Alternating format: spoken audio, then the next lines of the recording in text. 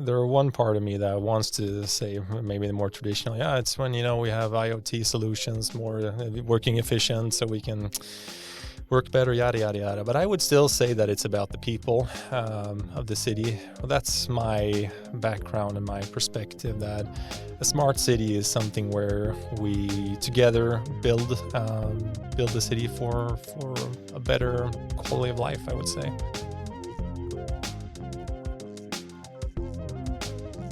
Thank you so much for listening to Urbanistica podcast. I am Mustafa Sharif, an urban planner, and you're more than welcome to join my big journey of exploring the making of smarter and more livable cities. Don't forget to follow Instagram account to see the stories behind the scenes, and also subscribe the YouTube channel to see the live talks. Let's get in touch on LinkedIn, share your reflections with us, with Urbanistica community. Recommend the podcast to people you think are interested in Urbanistica topics. Are you ready for a new episode? Let's go for it. Today we have a really interesting and cool story from Helsingborg City, from the south of Sweden. Our storyteller, Simon Wikstrand, will tell us the story about Action Helsingborg. I have the pleasure to welcome you, Simon, to Urbanistica podcast. Hey and welcome. Thank you. Feels fantastic to be here. How are you doing, Simon? Oh, it's good. I just said that. It's the first day back from vacation, so trying to get from vacation mode into action mode, but it feels awesome. Nice. So it's good maybe to start with a podcast. Exactly, yeah. This is going to be great. Yeah. How was your summer vacation? It's been really, really good. It's a special time right now with the pandemic, so we've been vacationing at home and just re-experiencing and just our city. It's been fantastic, and that's, I think, if we're talking about never letting a good crisis go to waste, I think a lot of us are thinking different about our cities now as well. Exactly.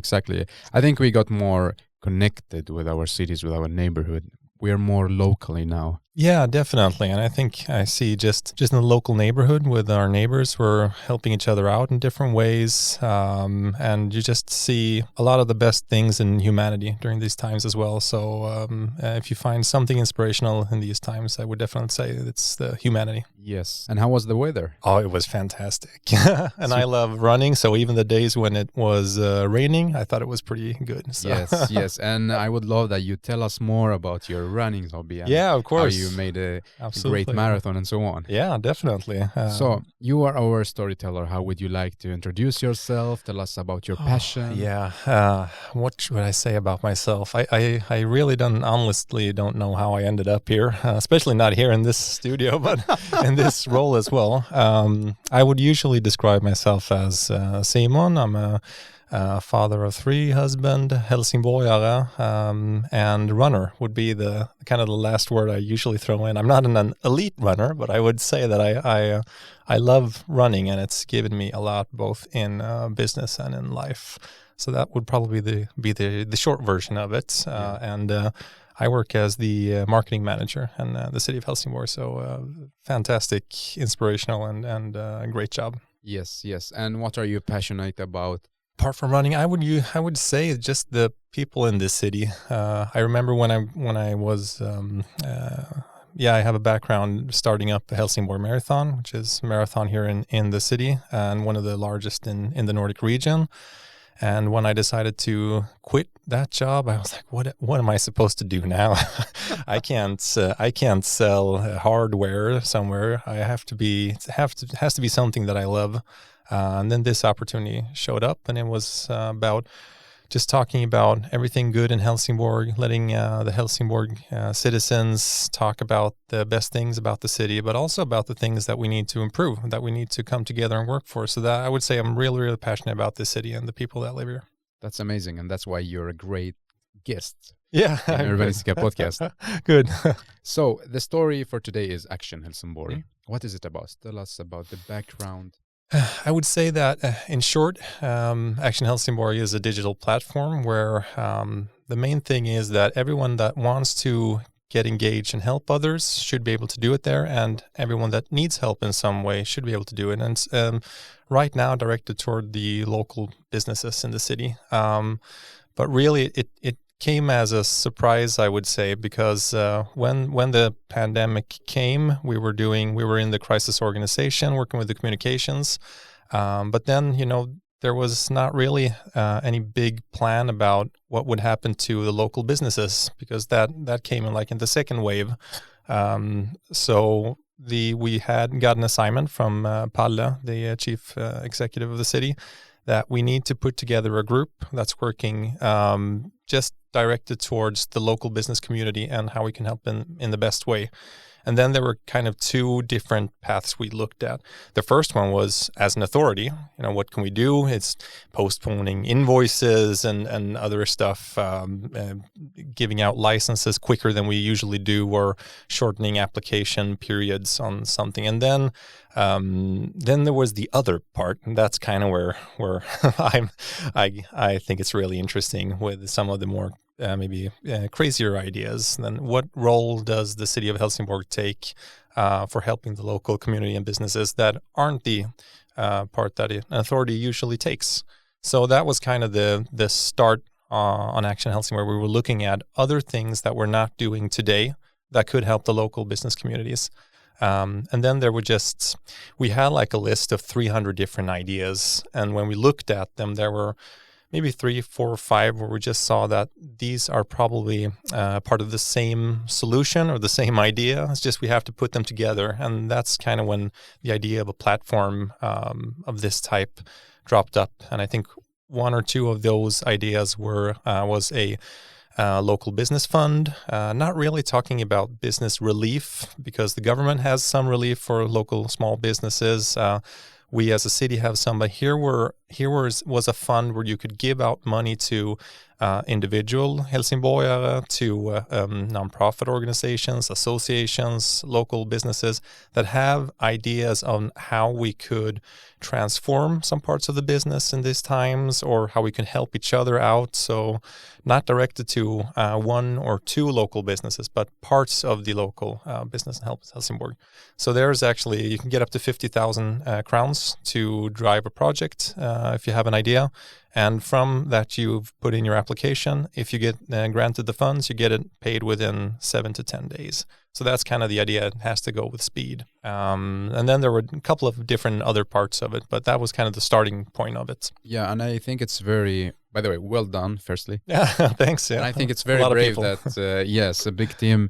And I think it's very important that Helsingborg City made this initiative and took the action, because some other municipalities, they say, as you mentioned, the government is giving something for the small businesses. Yeah, exactly. So what's what made you, or what made the team of Helsingborg go for this? I would say that I think we have a great trust with the politicians and the people working in the organization. So I think there was some would say it's bold of the politicians in the city council to do this, but I would say it's like a no-brainer. This is something we have to do. It wasn't like a long discussion of it, because we have to do something, and our local businesses are really important. So we just got the go sign pretty early on, when we just described how the platform looked and how it worked. And we were a team of,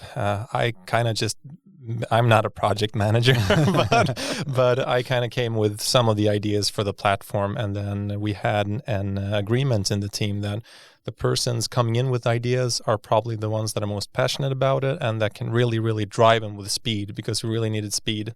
So I just rounded up about 30 or 40 individuals within the organization, just looking at who can make this work in the shortest amount of time with the least amount of errors. And the errors we're doing, how do we learn something of them? Yeah, I would say. So we're not afraid to make mistakes or errors, but we need to learn something on them. So this, I would say, maybe it would be a project that would take 4 to 6 months usually, when we're doing planning and strategy documents, but which we don't have that much of really. But here it took about 8 days from that we came with the idea that we launched it. And before, during those 8 days, we had, the lawyers, we have finance, we had everyone that I have no idea how it works. We just say, we need this to work. How could we make it work? And then everybody just pitched in.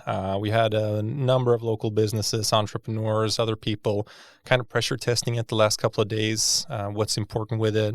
We got feedback. It needs to be really open, really transparent. People have to feel that they can do something here and they can come with ideas. And I would say that that's probably where we're at now, that we need kind of a critical mass to get engaged in the platform for it to really work if we want to scale it. Yeah, and that's very crazy, 8 days to run this.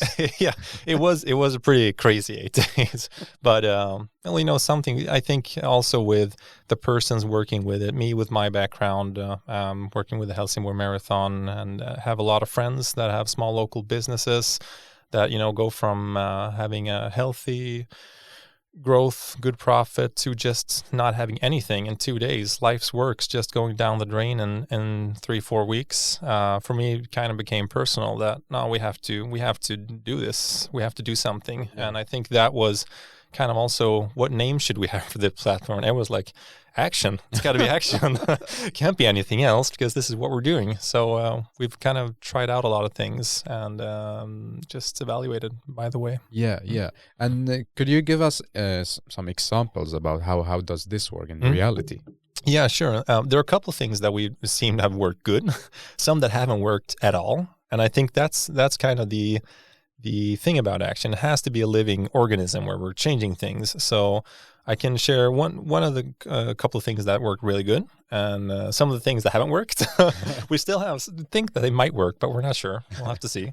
What we saw was we had an idea that there would be a lot of companies actually maybe not that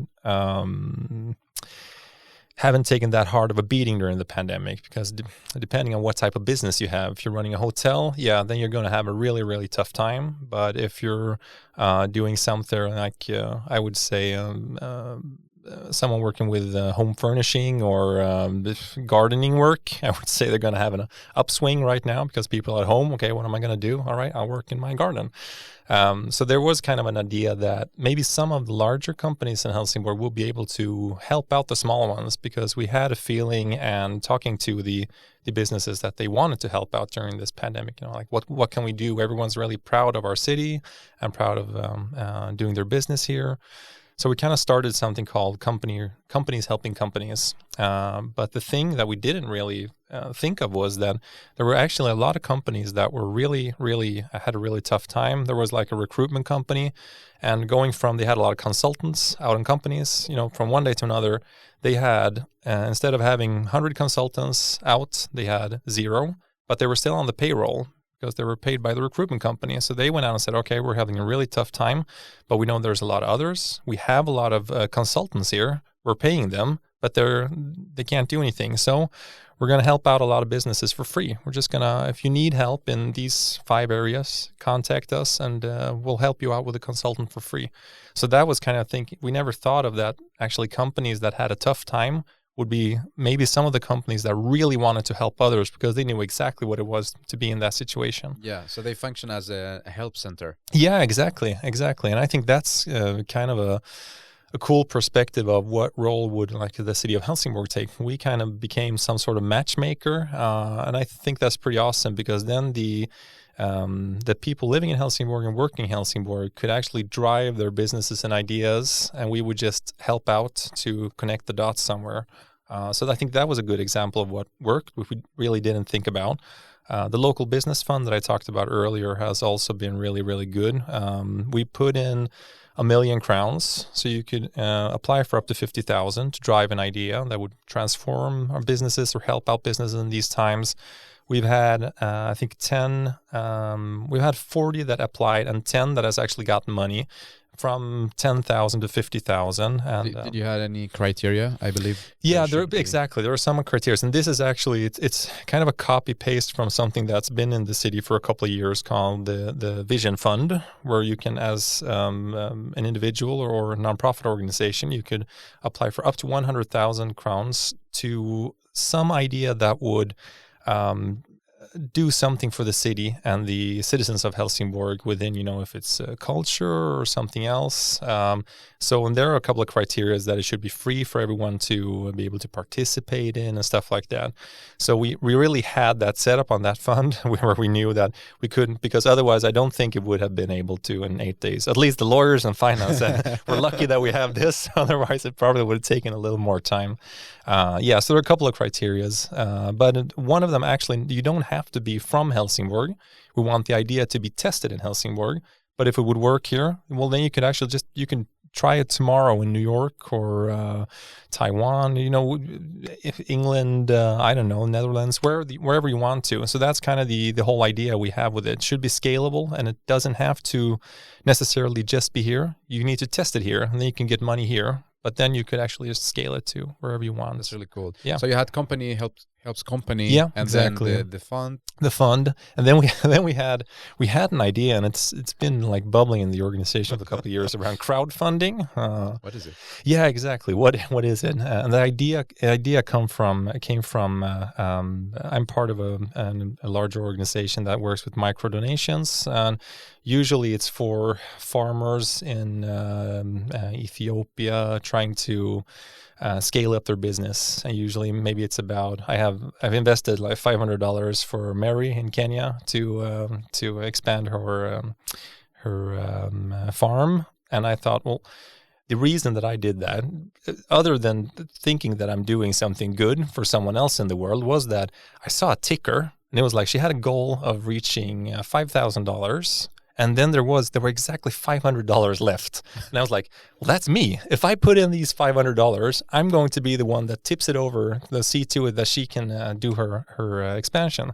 So the thing was, we thought about that here as well. Well, is there a part where the municipality would be able to put in a platform where you could crowdfund different stuff? And we had a fictional idea could be that the cinemas here in the town, I mean, they basically shut down because they couldn't show anything.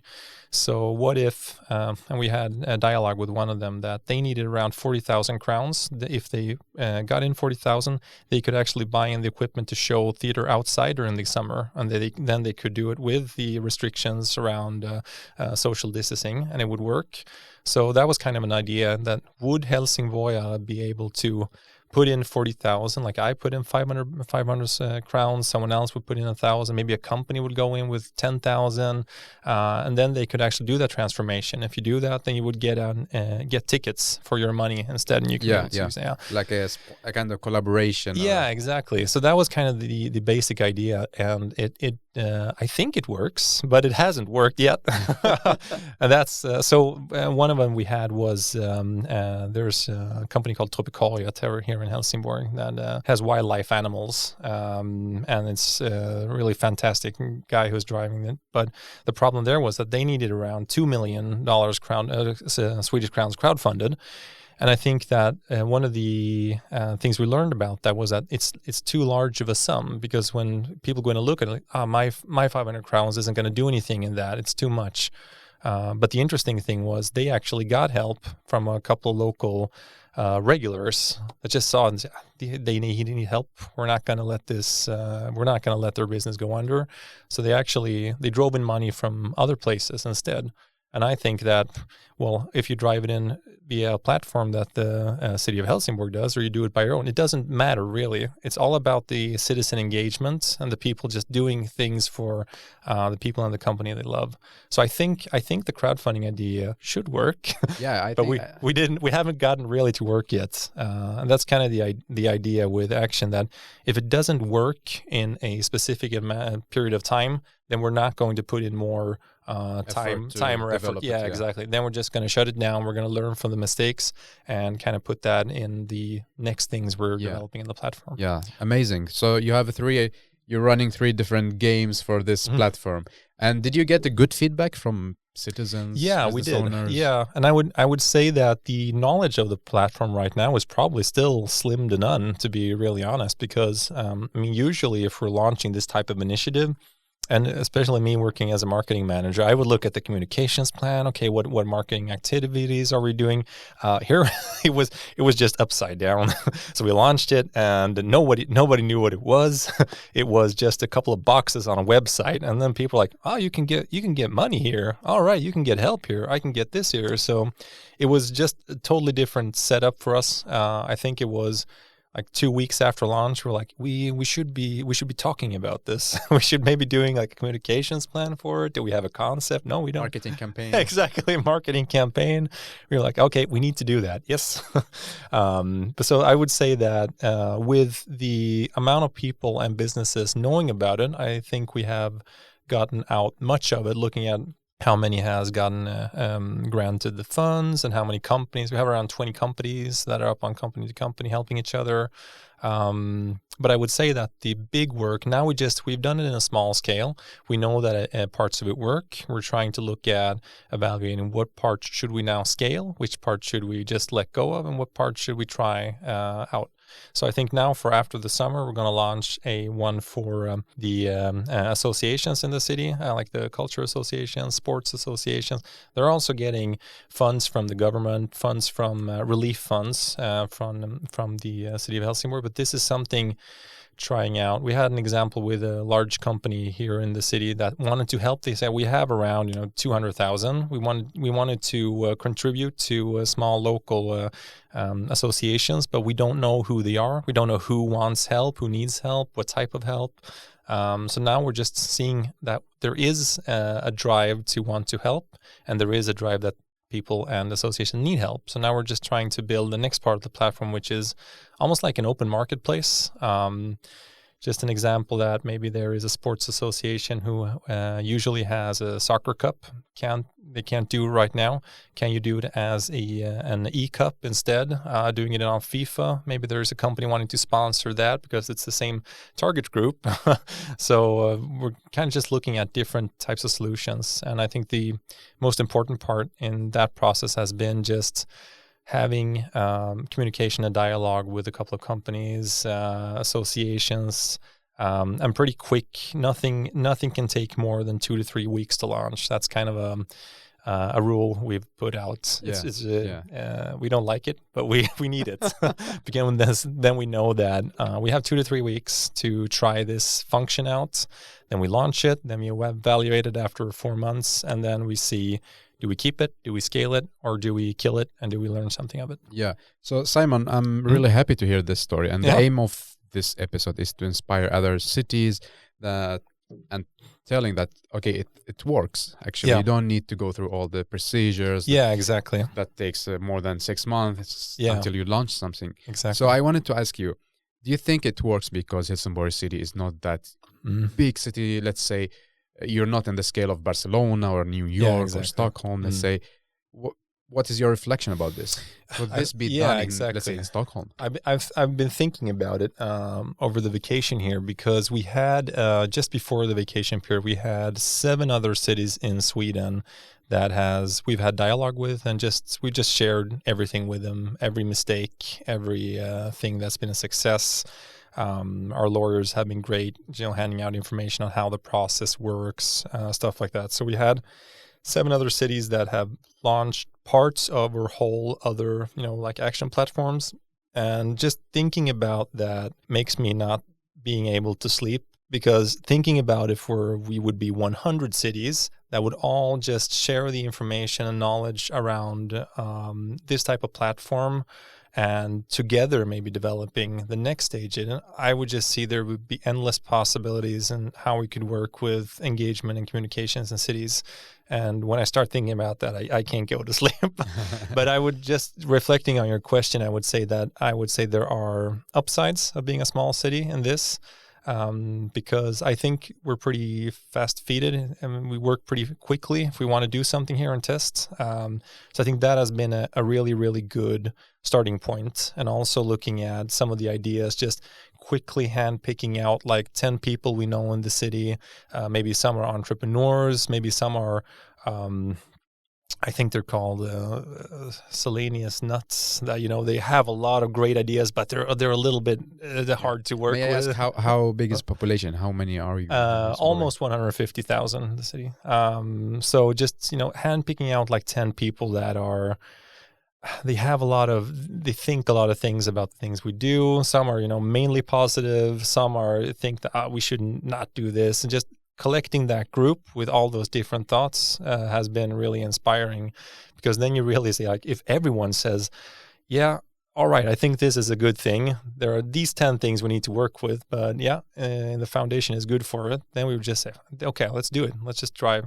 So I think that has been good. It's been a quick process, but I think that if you want this type of platform to work, and I think there's going to be a critical time period now for Action Helsingborg until, I don't know, probably April next year. So that would be 6, 7, 8 months. I think we need a critical mass of people and companies and associations that actually work with the platform. Not only they're needing help or offering help, but also like developing the platform with us.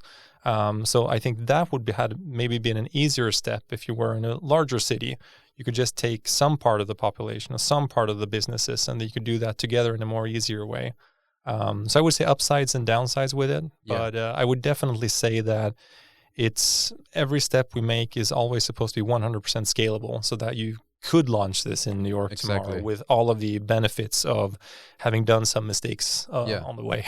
Tell me about some errors or mistakes that you. I'm quite interested in. Yeah, exactly. Well, there's been a couple of things. I think. One of the things was when we did like one version of it that we launched, and it was okay functional, but one part of the thing, it was pretty ugly, to be honest. You mean the layout? Both the layout and maybe some of the functionality as well. But that was kind of a part of the communication as well, because when people go in, they say, "Oh, here's someone that they just threw this together really, really fast." But that would actually send a signal as well, because the important thing was offering and getting out help as fast as we could, not the design. And then we kind of we were after that launch, we thought, came our marketing brains, and I was like, okay, we need to make this as smooth as Apple or user friendly. Yeah, user friendly. It needs to look really good. It's going to feel like, I want to buy this, almost that feeling. But you're working with people's engagements instead. I think like companies like Nike do that fantastically. I mean, they get into your soul almost, but still they sell sports shoes at 3,000 crowns a piece. Yeah. But they're really good at really getting those feelings flowing. So we did that, and then when we launched it, we kind of tried a couple of different things with colors, and we tried some different type of communication with languages, and some of it didn't really fall out really good. It was I had one friend that contacted me and said, Simon, I really like design more than anyone else, but I can't understand anything what I'm supposed to be. There's just like a couple of squared pink dots everywhere. I don't know what I'm supposed to do here. So with the kind of trying to make it look good and like sell it, we kind of killed some of the functionality, and that made us think, okay, we can't do that. We have to think one more time.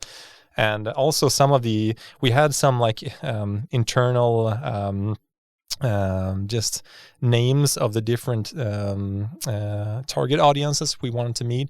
We have one where we call like the smart heads, like you have maybe 50 people in the city that they're always, having driving ideas, entrepreneurs. We kind of call them the smart heads. And then let's just see if we can just write smart heads, on the site and just see if they, but then, there were people sending in the newspaper, like, what's this? Just calling people smart heads. It's like when you do an internal joke externally, yeah, no one get it. Exactly. We were like, all right, we shouldn't write smart heads. We've learned that now. But I was also pretty happy about it because, there was especially one really, really well articulated insändare, it's called in Sweden. They can send in like what they think about different things in the city, and there was one piece that involved action. It was directly after this launch of the version 2 that was going to be this smooth, elegant platform, but really it didn't really get that lift. And they came with a lot of good ideas as well. We actually got a connection with the person that sent it in, and he came with 10 good ideas where we actually followed up on, about 5-6 of them. That's amazing. Yeah, it's amazing. So I think often when people come with critique or they come with feedback in a sometimes in a harsh way, it's easy that you just say, I'm not going to listen to that. That's just a bunch of BS. He doesn't know what he's talking about. But instead, we kind of try and got a connection. Here's some of the best parts of citizen engagement as well. When people are pissed off about something, usually they have pretty good ideas around what you should do. So just that's kind of part of the action as a whole, I would say, just taking people's frustration about things that aren't working and making them into positive engagement and positive feedback. That's one part of it, I would say. Exactly, and I really like this. And the municipality that you actually listen to the citizen and involve them. Yeah, absolutely. And now when I see you talking about this journey, you're really enjoying it and you told it with a joy. Yeah, absolutely. Back in, let's say, in March or April, it was a panic. Yeah. But now when you tell the story, it seems like you had a really good team working and enjoying. Yeah, we did. It was, I think that Palle, the chief executive, he activated this group. We call it local business work something force, internal task force. Yeah, exactly. Like a team attack, Death Cobra. Delta. Exactly. Yeah, like a small elite team of people finding a solution here. Not just joking, but so we were a small group of about 10 people from different parts of the municipality, from communications and just different parts, and we just put together with this task. And he came with the assignment on Monday, and he was very, very clear. Just said, I'm just assuming that you're going to put around 90% of your working time is going to be on this now until we have a couple of good ideas. And, just hearing that, you're like, all right, good talk. 90%, I'm there. And later that night, it came a couple of ideas, just pushed them in. 2 days later, we started working with them, and it went really, really fast. And I think those 8 days, there were probably 40, 50 people that worked all around the clock to just get it done. And you were pretty tired directly after launch. Like a hackathon. Yeah, yes, exactly. So everyone was pretty tired, but I think everybody just thought it was pretty cool on that many people from the city of Helsingborg, the local businesses, just Helsingborg citizens all coming together around a specific goal. It was really inspiring to see, and kind of like I said when I introduced myself, that just seeing like the best parts of humanity just coming together and said, well, everything else has kind of faded right now. This is what we need to prioritize. And I think that was really, really inspiring. Yeah, yeah. But it was really... we worked so fast that me working with communications, that was kind of one part that was, we didn't have time for it, but we just said that in the beginning, talking to everyone, okay, this is going to go really, really fast. There are a lot of stuff that has to come together during these 8 to 10 days. And we are going to miss some information along the way. We had like a Microsoft Teams channel where we're just also open and transparent for everyone in the organization, not just the small group working with it. We just put updates every night, just put up updates. This is what happened today. These are the people we talked to. Are we missing anything? People are like, yeah, you forgot about this and this and this and this. Like, oh, okay, I'll take that tomorrow morning. So yeah, it was inspiring. Yeah, it has been. It's been Simon, tell me, how do you define a smart city? I would say, well, there one part of me that wants to say maybe the more traditional. Yeah, it's when, we have IoT solutions, more working efficient so we can work better, yada, yada, yada. But I would still say that it's about the people of the city. Well, that's my background and my perspective, that a smart city is something where we together build the city for a better quality of life, I would say. That for me is a smart city. But of course, the efficiency is kind of the key to it. And I would say the data as well. I'm not an expert in data, but I just love the thought of it. I've been working in the gaming industry far back, and I think they get it. There are some parts looking at games like Fortnite or others where they just get how to engage people with pulling together different data. And I would say that a city would have a lot of work left there to do, because often I would say that we're looking at industries like the private sector and kind of waiting for someone to make a smart move or come with a good solution or something looking at. But now, I mean, the citizens that live here, I mean, when you go home, I'm going to watch Netflix. I'm just going to say it knows what I'm going to watch. I don't want to scroll through it. It's going to come with something to me. And I would say that we as a city, we have to be starting to work in that way as well. I mean, people are shopping at Zalando, they're looking at Netflix, they're going to be expecting the same thing from the municipality sooner or later, and I think it's sooner, not later.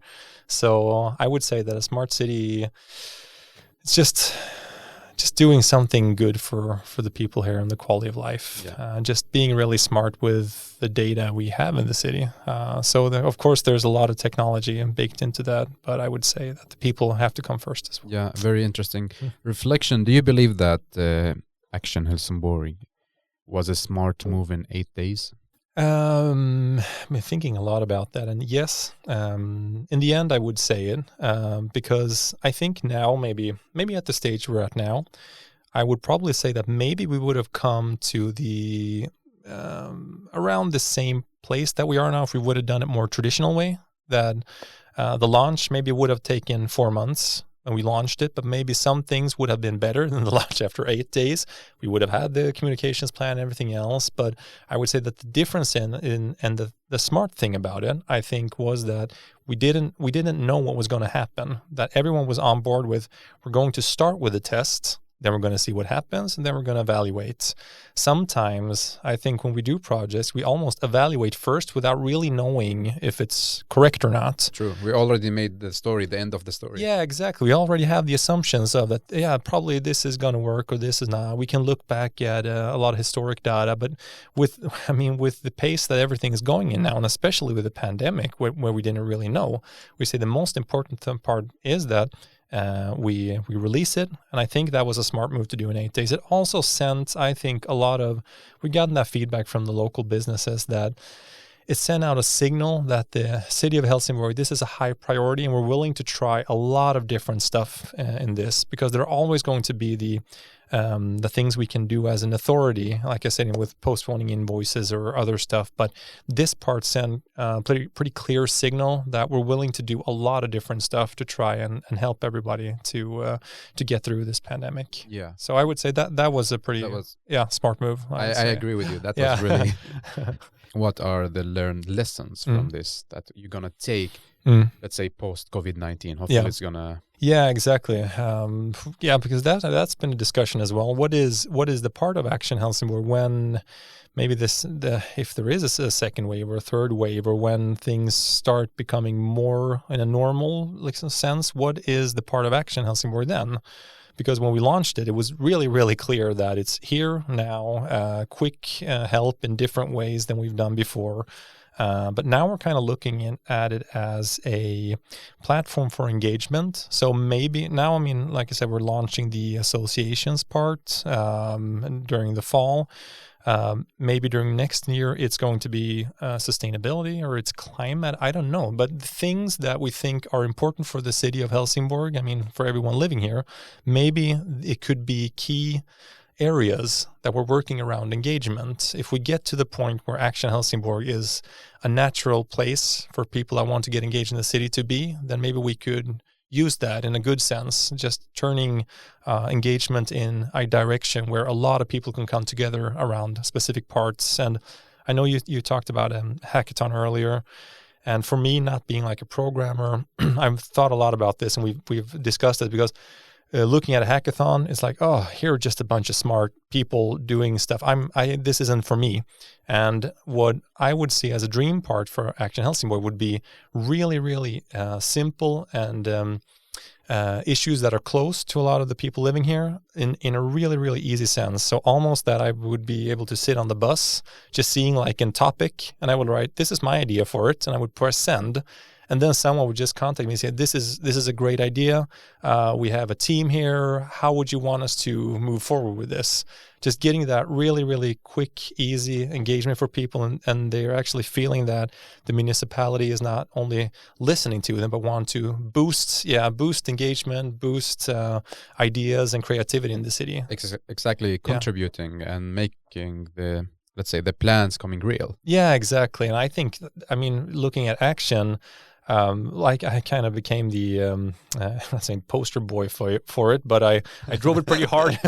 I went out to a lot of my personal networks and friends I had for, ideas, contributions from companies and stuff like that. And I think that the feedback we've been getting from people not within the municipality is much, much greater, much, much better than the ones coming from inside it, because we want Action to be something that we're building, but others and people living in the city, working in the city, they're the ones that are have to saying that here's something we're missing right now. And then we have the resources and muscle to help build a solution for it. So that's kind of what we're thinking about. I think that could be what Action could be post COVID-19. But if it doesn't work, then we're going to kill the project, because there isn't any pride in driving something that isn't working. So we're going to have like an evaluation during winter, started next year. If we think that it's gotten the critical mass, then we're going to scale it. If it's not working, then we're going to take the parts that work, put out in like more the ordinary organization, and the other, we're just going to kill the project. And that's it feels really good saying that, but I would guess that it's going to hurt if we're coming to that point. But I'm pretty confident that it is going to be something that's going to work for a long period of time. But we're going to need to be smarter and smarter and learn from our mistakes. Yeah. I believe this is part of the game as well. Part of the story. Exactly. Yeah. What are the lessons that you learned from this? I would say that working early on with a lot of different people with a very, very, the goal was pretty clear. There weren't like a lot of different ways, just this is what it is. Everyone knows that the pandemic is not going to end tomorrow. So we're going to have to work with something that it's going to have to be agile. We're going to have to be quick on our feet and changing it. We just set up a couple, and it's just a direction for what we wanted to and like a goal for it. And I thought that there was just everyone, when you started talking about, like, okay, I'm in, I get it. Okay, what do you need me to do? How can I contribute? So I think a really, really clear goal and a vision for the project was really, really, really good and successful. I would say that it hasn't cost that much. I mean, money-wise, it's cost of resources and when you're talking about people and hours you put down. But if I'm going to be honest, me and my marketing team, we didn't have that many we had a couple of campaigns. We had one with the Helsingborg that was going to be getting more Swedes and Danes going over the border. And that was like, no, we're not going to do that now because we nobody can't. So we had time on our hands. I think that really working with a lot of things that you have in your network, that you have in your team, in your organization. I'm glad that we haven't put that much money into it, because usually maybe you would look at it and say, okay, we're going to need 500,000 crowns to push this project. We're going to launch it in 4 months. Here was like, okay, we have no money. We have time. We have a clear goal. What can we do? And I think that was a good starting point for it. And then I would say, well, if it works, if we want to scale it, then it's going to cost money. It's going to cost maybe more time. But I'm glad that we didn't do that from the start. Actually, just trying out stuff really, really small. We did that almost with every part of the platform. Just tried it out on a small scale. Did it work? Yes, no. I would say also a success would be putting up really, really tight deadlines. That's pretty harsh, but because I think everybody has. Everybody in the team that's worked for it always wants to do their absolute best. They always aim for perfection. And here we're like, all right, we're not going to get perfection because we're not really sure what the outcome's going to be. It might be that no one uses it, and then we're going to have to look at that, evaluate, and we're going to have to change things. So we're going to have to be good enough on a couple of things, and then we could probably shorten the launch time from like 4 months to 8 days with pushing it, but maybe we can 1 month. So I think just putting a couple of really tight deadlines and having the perspective that what can we do in 3 weeks, instead of asking how do we do this 100% perfect, And then they would say, oh, it's going to take 4 months. So I think it's almost that part was better. The open and transparency of it. I mean, before launched, we contacted a lot of people. Just, what do you think about this? How would you use it? Are you interested of it? And just not doing it, you would think also that part would be really, really structurized. We just went out in our networks, looked at, here's like 5 people that are actually in a really tough spot because of the pandemic, that are small local businesses. Well, why not ask them instead of doing some structural send out to 10,000 people where 500 are going to answer because all the other ones are actually right up in the pandemic. So we kind of just pinpointed a couple people, did like small focus groups on different part of it, and I think that was really, really interesting and really good. Just getting quick feedback, often just the first thing they thought of, because usually it's a pretty good indicator. Like my friend when we watched it, this looks like this sucks. Yeah, this sucks. And I was like, all right, can you tell me more?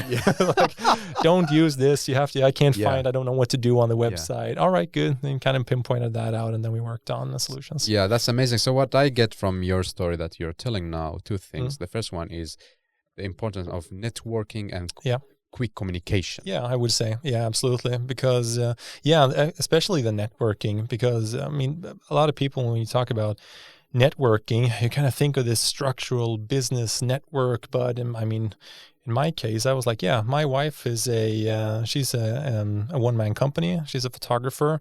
She went from having, like 90% business down to 5% business.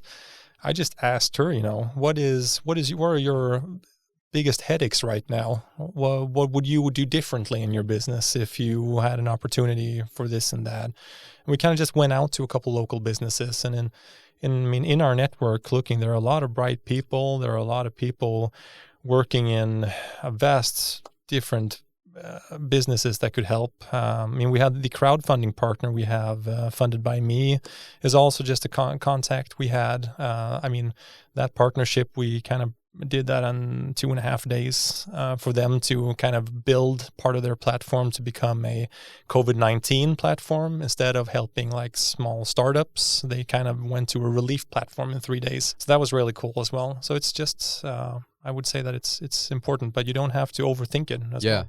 Maybe just do it. Just go for it. Exactly. Yeah, I would say. And that's, it sounds pretty scary. I mean, as a citizen, hearing someone who's saying, yeah, just go for it, just thinking that's my tax money. But the thing is that I think there are no like idiots. Everyone wants to make change. Everyone wants to make a contribution. And just like I was saying before, that working with really, really small tests doesn't have to cost much. It doesn't have to take much time. And I think we learned really, really much from each text, just twisting it a little bit every time. That it's been really, really interesting. And I think that's kind of just how the city of Helsingborg works. I think there's a lot of trust and just trying out doing a lot of different tests. Mm-hmm.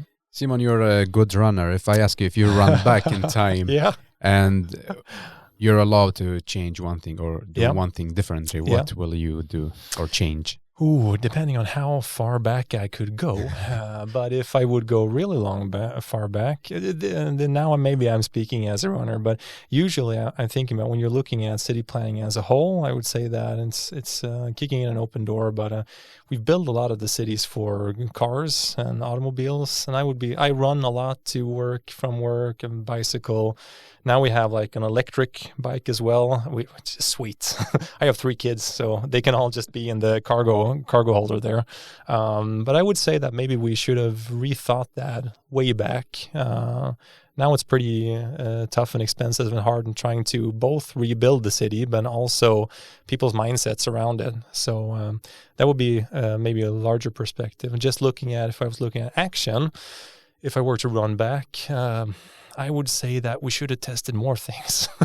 Actually, you shouldn't, or you should. We should have tested more things. More than this. Yeah, absolutely. You got 300 ideas, right? Yeah, exactly.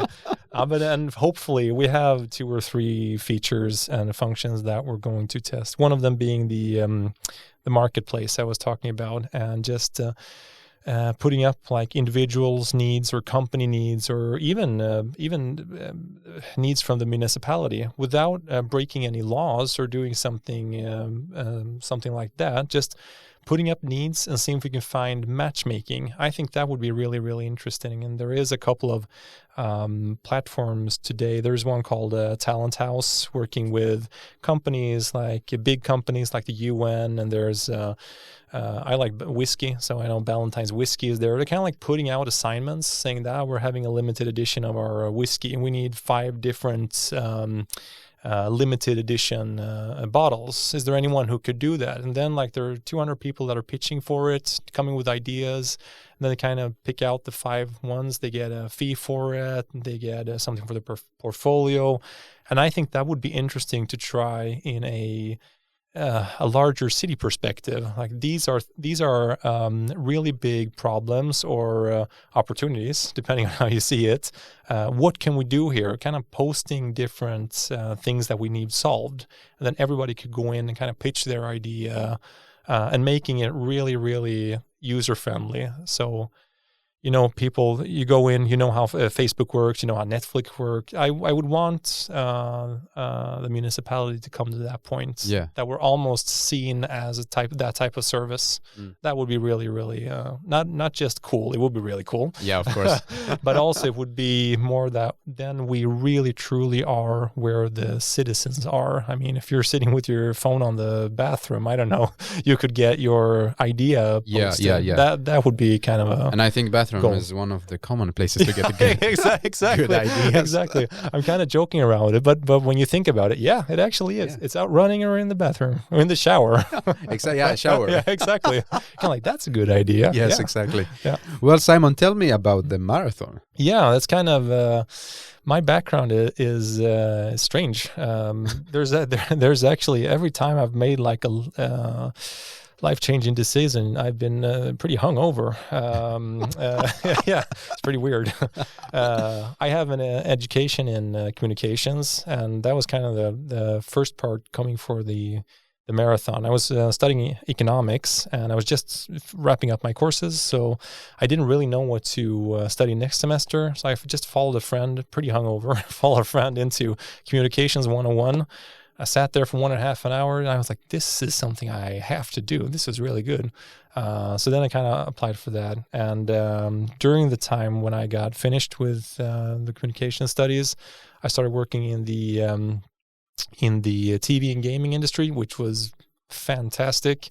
Learned a lot about marketing and communications in a way that I wasn't used to. I think like that whole industry has a lot of stuff. They've figured it out. They're already in the future, right? Yeah, exactly. When we're talking about the future, it's something that's already in a prototype on their desk, and I think that's really, really interesting, especially on how they get to younger people. I know in Fortnite they actually launched together with the Red Cross International a gaming mode where you don't kill the others, you actually save them and get points instead.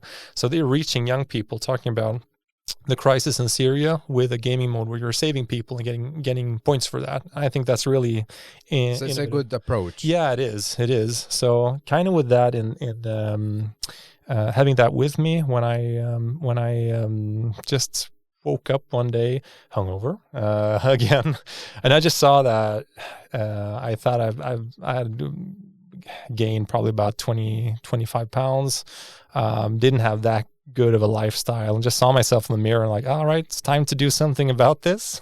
So I kind of really started just changing my life. And during that, me and my brother-in-law were talking about maybe we should run a marathon. And I was like, who runs a marathon? That's really stupid. Are you crazy? Why would you do that? And we were paying for it as well. No, I'm not going to do that.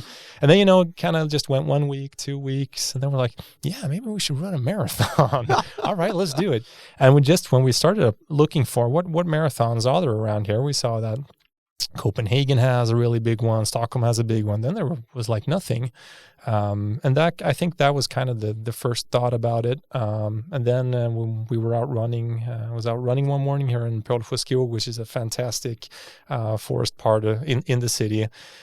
Just like, people need to experience this. People from all over the world need to experience this. I was there yesterday. It's a paradise. Oh, yeah, it is really. It is really. And I just looking out at and just seeing the ocean, seeing Denmark, I was like, this is something that more people have to do. And that was kind of the idea for the marathon. And then, long story short, we kind of just both quit our jobs, put in all our money. I said, but we only had 14,000 crowns. So that's actually what we built it on. It was enough money to do a press conference and print up T-shirts and start a website. So the first year we launched in 2014, we were actually the fifth largest marathon in the Nordics. Oh, wow. The first year. Yeah. Well done. Yeah. So it was just a hell of a ride. And 2 years ago, I just, I felt that I'd come to road's end. I was sitting a lot with the administration. We'd hired one more person who was doing the marketing stuff, and that's the part that I really am passionate about as well. So I just felt that I think I'm finished. And when I did that, like I told you earlier, I have no idea what I'm supposed to do now. Then I saw this job pop up, and I thought, well, that could be something. And I remember when they called me and told me I got the job, I said, this is this is a really bold recruitment, right? And they said, no, we think it's a great recruitment. So I was like, all right. Are you really sure about this? Yeah, exactly. I was almost, are you sure before I sign the papers? Are you really, really sure now?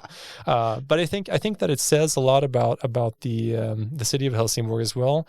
Really finding the people that are really, really passionate about different things, that have a really, really good drive, and try to inspire as much people around them. I know with the marathon we had needed a lot of people that helped out with the race. We needed about 400 people because it's a race in one lap, so we have to have a lot of people around the course. So we were sitting, we need 400 people. How many do you know? I know my mom, my sister. All right, we have 10. But we kind of just went out with an open question to the citizens of Helsingborg. So we are just two guys that want to do this, and we think that this is like a dream come true for a lot of us living here in the city, having a marathon here. But we're going to need 400 people. And then we actually got 400 people. They went in like, I have never helped in any sports event. What do I do? How do I do it? And then say, we don't know. Let's do it together. So I think that's kind of my background, putting in from Helsingborn Marathon. So just having help from a lot of people in the network has also helped out with like a project with Action as well. And I think when I started here, that a lot of people knew what type of direction they wanted the marketing to go in. Yeah. And I think looking at the marketing side of Helsingborg, I would just say that it's not me who decides it or the people working at the communications department. It's the people living in the city, and it's their stories. And that's kind of what we're working a lot with now. Yeah. Cities for people. Yeah, exactly. Yeah. Simon, I'm very, very inspired by this episode. Thank you so much Thank you. Giving your time to record this episode. Yeah, it's been an awesome first day back at work. So great. Thank you. Welcome back. So how would you like to summarize what we talked about, your reflections, and 3 takeaway messages? 3 takeaway messages. One I would say is from a friend, Staffan, who always says dream big. I think that's a really good approach.